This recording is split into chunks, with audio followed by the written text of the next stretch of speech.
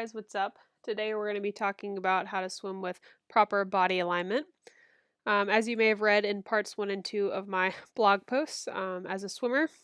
it's actually harder if you have more muscle in your body because muscle has a tendency to sink, whereas fat has a tendency to float. So for us being humans, it's actually best for us to try to keep 70% of our body weight below the surface of the water and about 30% of our body weight above the surface. The reasoning for this is it is the closest position that us as humans can be in, as basically as close to hydroplaning as possible,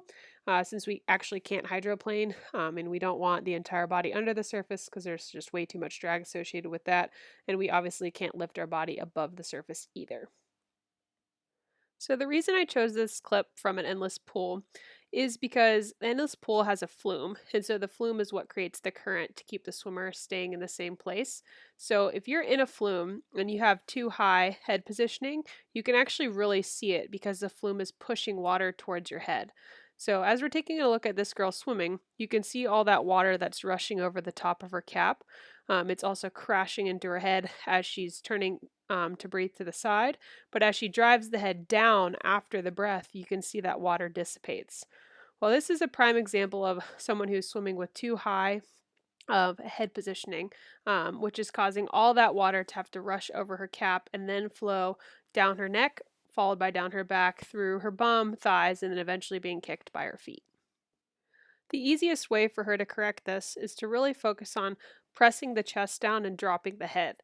So this is where having really solid core muscles comes into play because you can drop the head all that you want, but if you don't actually press the chest and engage the abs to actually move the front body forward towards the bottom of the pool, you won't lift up the legs. It is possible to drop the head down and not move the legs at all if the core is not engaged.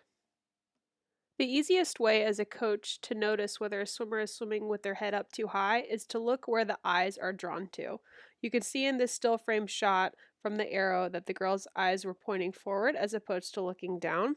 If your eyes are pointing forward through the majority of the pull phase of the stroke, you are guaranteed to have opened up the chin and the chest too far, which means that in reality the upper body is going up and something else must be going down, so that's going to be her lower half.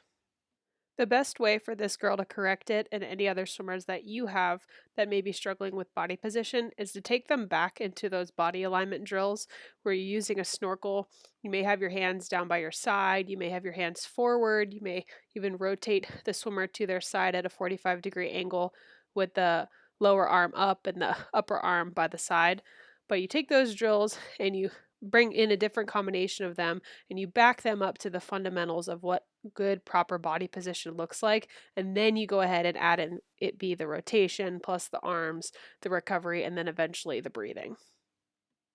Thanks for tuning in, and be sure to look out for our next